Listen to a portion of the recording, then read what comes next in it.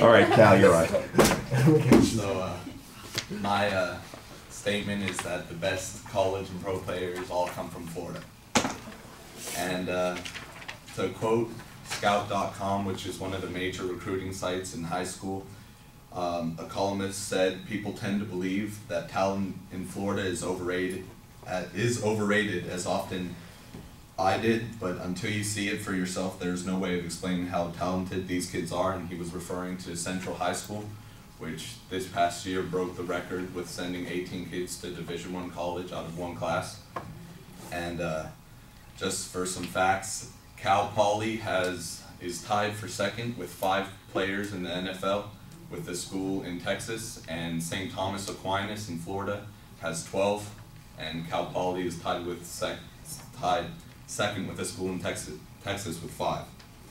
And according to HolyTurf.com, Florida is third with players in the NFL, first with players in all divisions of college, including NAIA, and second in players in Division I college, and they're second by 3. And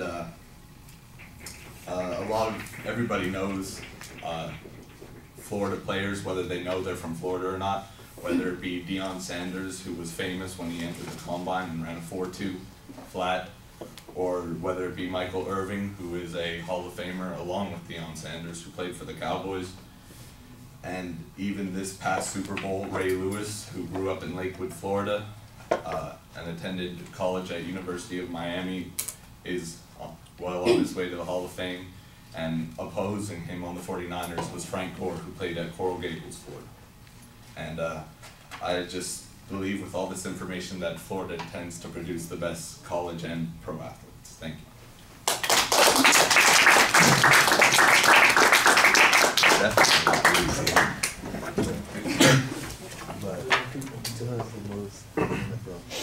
Texas. Yeah. What's this up there? That's No. Louisiana isn't even top 10. Oh, you're talking these people. But like 3 times. 3 times. Yeah. Confident. You still being validated.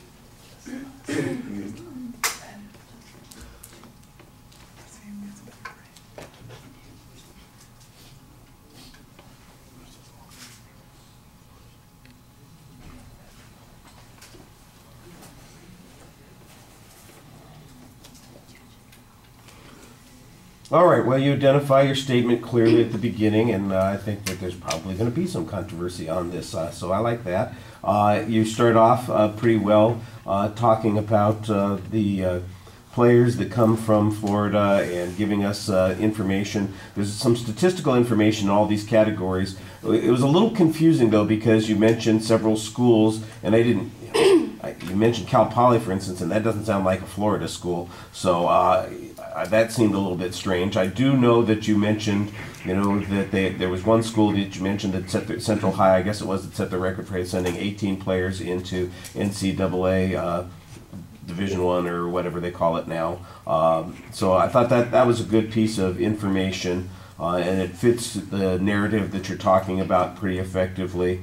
Although some of the statistical information that you follow up with, like I said, seems to suggest that the Florida players only measure up, second or third in a number of categories, which seems to undermine the argument that you're talking about. So that was a little bit awkward. You had some good examples, though, of Florida players that have made an impact on the NFL. By the way, at the end of the speech, you kind of shift your claim to college and professional athletes, but it still seems like it's more focused on football players. Yeah, so yeah, you want to be consistent in the labeling on that so that you don't make that mistake.